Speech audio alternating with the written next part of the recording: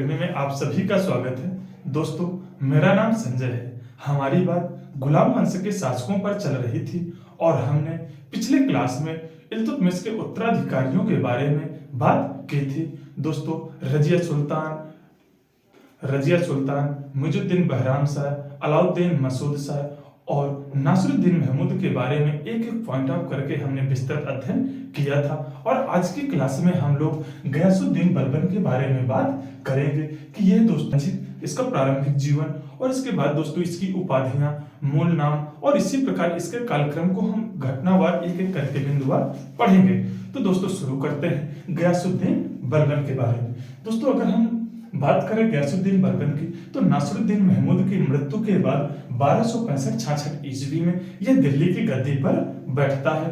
और इसका जो प्रारंभिक जीवन के बारे में बात करें तो दोस्तों यह प्रारंभिक जीवन यह इलबारी तुर्क था और इसके बचपन में ही मंगोलों ने इसे पकड़ लिया था। और जब 1230-31 ईस्वी इल्तुतमिश ग्वालियर अभियान के बाद आता है तो बलबन को एक दास के रूप में खरीदा था। दोस्तों, बलबन तुर्क-ए-चिहलगानी के में शामिल हो जाता है और एक विशेष उद्देश्य के कारण अपने पद को धीरे धीरे बढ़ोतरी करते हुए चला जाता है। यदि हम इसके पदों की बात करें कि ये दोस्तों किस समय और किस शासक के समय कौन से पद पर था, तो पहला हमारा इल्तुतमिश इसे खासदार के पद पर नियुक्त किया था। अगला हमारा शासक है रजिया सुल्तान और रजिया सुल्तान के समय दोस्तों यह अमीर-ए-शिकार यानी शिकार विभाग के प्रमुख के पद पर नियुक्त होता है। जब दोस्तों मुइजुद्दीन बहराम शाह शासक बनता है तो इसे अमीर-ए-अखूर यानी अश्वशाला के प्रधान के पद पर नियुक्त करता है। और अलाउद्दीन मसूद शाह के समय में अमीर-ए-हाजिब यानी राजा का जो पीए होता था उसके पद पर नियुक्त होता है। और नासिरुद्दीन महमूद जो 1245-46 से लेकर 1265-66 ईस्वी तक शासक बनता है, उसको शासक बनाने में महत्वपूर्ण भूमिका निभाया था और अपनी पुत्री का विवाह नासिरुद्दीन महमूद के साथ कर दिया था। और 1249 ईस्वी में नासिरुद्दीन महमूद ने इसे नायब-ए-ममलकात जो सर्वे सर्वा यानी जो सुल्तान के बाद सर्वे सर्वा होता था उस पद पर नियुक्त करता है। और 1265-66 ईस्वी जब नासिरुद्दीन महमूद की मृत्यु होती है तब बलबन स्वयं सुल्तान बन जाता है और बलबनी वंश की स्थापना करता है। ये दोस्तों हम बलबन के मूल नाम की बात करें तो इसका मूल नाम बहाउद्दीन था। उपाधियां दोस्तों इसकी उलूग खान, नियामते खुदाई, जिल्ले इलाही और गयासुद्दीन। दोस्तों, बलबन सुल्तान बनने के बाद गयासुद्दीन की उपाधि धारण करता है और गयासुद्दीन बलबन के नाम से गद्दी पर बैठता है। अब हम बात करेंगे कि दोस्तों बलबन जब शासक बनता है तो उसके समक्ष चुनौतियां कौन कौन सी आती हैं। दोस्तों, वंश इसका बलबनी वंश हो गया और बलबन स्वयं को ईरान के अफरासिया वंश का बताता है जो उस समय बहुत बड़ा वंश था। अब हम बात करते हैं तत्कालीन समस्याएं यानी शासक बनने के बाद बलबन के समक्ष कौन कौन सी समस्याएं आती हैं। तो पहली है तुर्कान-ए-चिहलगानी। दोस्तों, जो 40 तुर्क गुलामों का एक संगठन इल्तुतमिश ने गठित किया था तो उसके बारे में हमने देखा कि उसके उत्तराधिकारियों को कैसे शासक बनाने और शासक बिगाड़ने का काम वह लोग कर रहे थे। दोस्तों, लगभग इल्तुतमिश की मृत्यु के 30 साल के बीच में 6 शासकों का कैसे दोस्तों 5 शासकों को यह गठित करते हैं और सिंहासन पर बैठाल रहे हैं और उनकी मृत्यु करके अगले शासक को बना देते हैं। तो दोस्तों, तुर्कान-ए-चिहलगानी के सरदारों का बढ़ते हुए प्रभुत्व को कम करने के लिए बलबन तुर्कान-ए-चिहलगानी का खात्मा करता है या उसका इसका दोस्तों विध्वंस कर देता है। दूसरा, उलेमाओं का प्रभाव। दोस्तों, सल्तनत में इल्तुतमिश के जो उत्तराधिकारी शासक थे उस समय उलेमाओं का प्रभुत्व बहुत ज्यादा बढ़ गया था, उन्हें कम करता है। तीसरा, ताज की प्रतिष्ठा। दोस्तों, इल्तुतमिश के अयोग्य उत्तराधिकारियों के कारण जो सुल्तान का पद था उसकी प्रतिष्ठा ना के बराबर हो गई थी, उसे पुनः प्राप्त करने का प्रयास बलबन करता है। अब बलबन के हम राजत्व के नियम की यदि हम बात करते हैं तो दोस्तों बलबन पहला शासक था जिसने सुल्तान के पद और अधिकारों को स्पष्ट रूप से किया था। इन दोस्तों की बलबन पहला ऐसा शासक है जिसने सुल्तान के कर्तव्यों और उसके अधिकारों को स्पष्ट रूप से वर्णन किया था।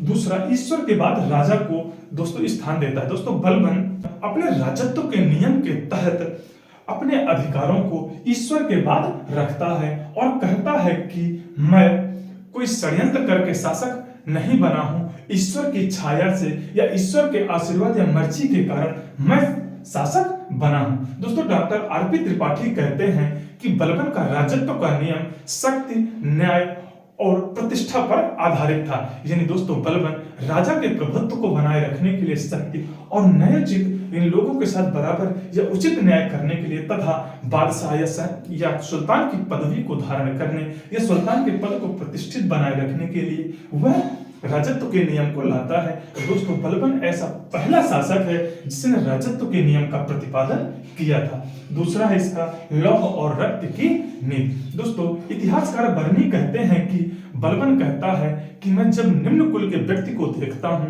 तो मेरा हाथ अपने आप तलवार पर पहुंच जाता है। दोस्तों अभी जैसे हमने बात किया कि बलबन स्वयं को ईरान के अफरासिया वंश का शासक बताता है क्योंकि उस समय यह वंश बहुत बड़ा वंश था। अगले हम बात करें तो दोस्तों लौह की नीति। दोस्तों लौह की नीति यह है कि तुर्कान ए चिहलगानी के जो सदस्य जिनका प्रभुत्व बढ़ता चला जा रहा था उनके प्रभाव को कम करने के लिए छोटे छोटे अपराधों के लिए उन्हें मृत्युदंड देता था। दूसरा नायब ए ममलकार। दोस्तों हमने देखा कि जब मुइजुद्दीन बहराम शाह के समय एतगिन नायब ए ममलकात के पद पर नियुक्त होता है तो वह अपने पद को प्रभावित या अपने पद को प्रभाव को दिखाने के लिए कैसे अपने घरों पर नौबत और हाथी बांधना शुरू कर देता है और फिर जब उसके बाद नायब ए ममलकात के पद पर जो भी सरदार नियुक्त होता है तो वह अपने प्रभाव के कारण सुल्तानों को बनाने और बिगाड़ने का काम करने लगता है। तो जब बलबन शासक बनता है तो वह नायब ए ममलकात के पद को समाप्त कर देता है। तीसरा वजीर के अधिकार। दोस्तों जो वजीर उस समय होता था वह सल्तनत का सर्वे सर्वा कहलाता था और उसके अधिकार को कम करने के लिए बलबन उसके अधिकारों को सीमित कर देता है। चौथा दोस्तों ईरानी प्रथा। दोस्तों बलबन राजत्व के अपने नियम के तहत ईरानी इस्लामी पद्धति का पहली बार सिजदा और पैबोस को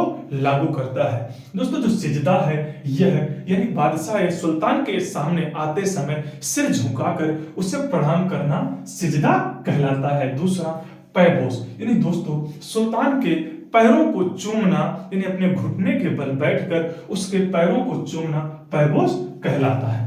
दोस्तों अब हम यदि बात करें कि बलबन के प्रशासनिक सुधार, बलबन ने अपने प्रशासन में कौन कौन से सुधार करता है तो दोस्तों पहला है एकता व्यवस्था। दोस्तों जो एकतादार थे वह कमजोर सुल्तानों के कारण अपने प्रभाव को बहुत ज्यादा विकसित कर लिए थे और एकताओं में बहुत ज्यादा धांधलीगिरी या भ्रष्टाचार फैल गया था। दोस्तों इसी भ्रष्टाचार को रोकने के लिए बलबन ने एकताओं पर एक ख्वाजा नामक अधिकारी की नियुक्त करता है जो एकतादार थे उनके ऊपर निगरानी रखता है। दूसरा दोस्तों सैन्य विभाग की स्थापना।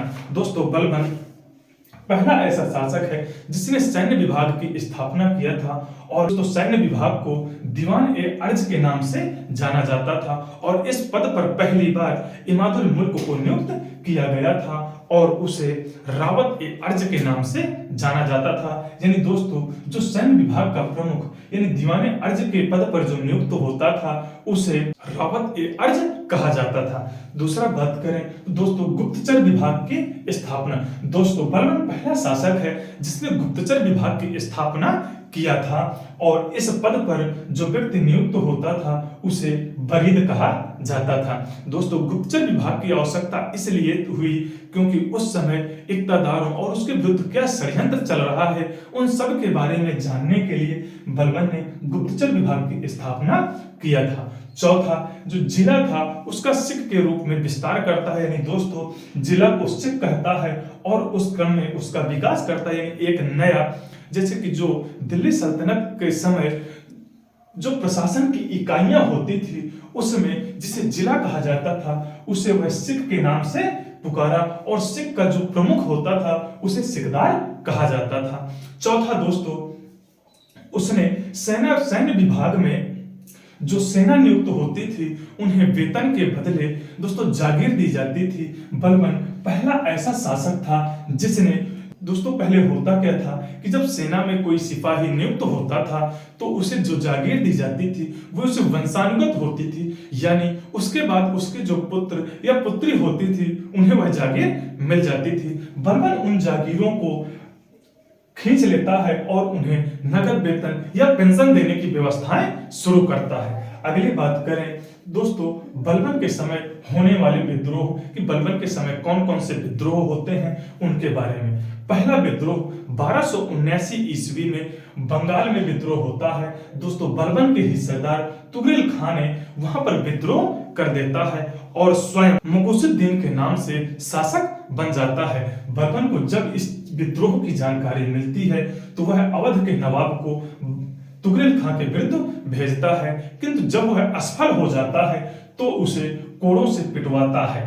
जो दोस्तों बलबन पुनः फिर बंगाल जाता है और तुगरिल खान के विद्रोह को समाप्त कर अपने पुत्र बुगरा खां को बंगाल का शासक नियुक्त करता है और उसे स्वामी भक्त रहने का आदेश देता है। अगले हम विद्रोह की बात करें तो दिल्ली के मेवातियों का विद्रोह। दोस्तों दिल्ली के आसपास जो मेवाती लोग रह रहे थे वो बलबन के विरुद्ध षड्यंत्र करते हैं और विद्रोह कर दिए थे। बलबन उनके विद्रोह को समाप्त करता है। तीसरा कटेहरों का विद्रोह। ये दोस्तों जो रुहेलखंड क्षेत्र था वहां के जो कटेहर शासक जो रहते थे उनका जो विद्रोह को दमन करता है। अगर हम बात करें दोस्तों कि बलबन के समय होने वाले मंगोल आक्रमण। दोस्तों बलबन के समय जो मंगोल आक्रमण हुए थे उनसे निपटने के लिए उत्तर पश्चिमी सीमा पर दोस्तों बलबन किलों का निर्माण करवाता है और वहां पर सैन्य सुरक्षा को सुदृढ़ करता है। दोस्तों बलबन का पुत्र महमूद मुल्तान से शासन कर रहा था